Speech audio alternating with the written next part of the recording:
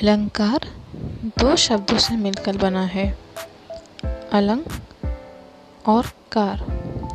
अलंग का अर्थ होता है शोभा, कार का अर्थ होता है करने शब्द वाला। तथा अर्थ की जिस विशेषता से काव्य का श्रृंगार या सजावट होता है। अलंकार के दो भेद होते हैं, शब्दालंकार और अर्थालंकार किसे कहते हैं।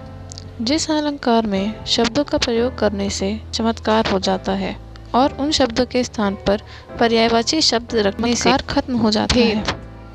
पहला, अनुप्रास अलंकार। किसी कविता में वर्णों की आवृत्ति एक से अधिक बार होती है। उदाहरण, रघुपति राघव राजा की आवृत्ति बार बार हो रही है। शब्दों की आवृत्ति बार बार हो और भिन्न अर्थ हो, जैसे कनक कनक ते 100 गुनी मदकता अधिकाय। धतूरा है और दूसरा श्लेष। एक ही शब्द में एक से अधिक अर्थ चिपके हुए होते हैं, उन्हें श्लेष अलंकार कहते हैं। उदाहरण, मांगन को देखी पट बार बार है। पट का अर्थ होता है दरवाजा।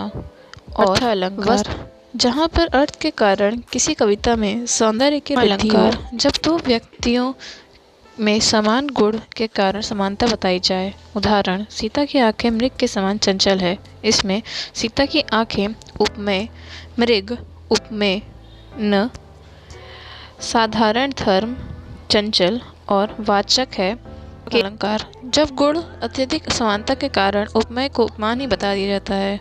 उदाहरण, कमल नयन, कमल रूपी नयन। अलंकार, जहाँ उपमेय पर उपमान की संभावना जताई जाए। उदाहरण, मानो हवा के जोर से सोता हुआ सागर जगा। अतिशयोक्ति, ऐसी उक्ति जो बढ़ा चढ़ कही गई हो।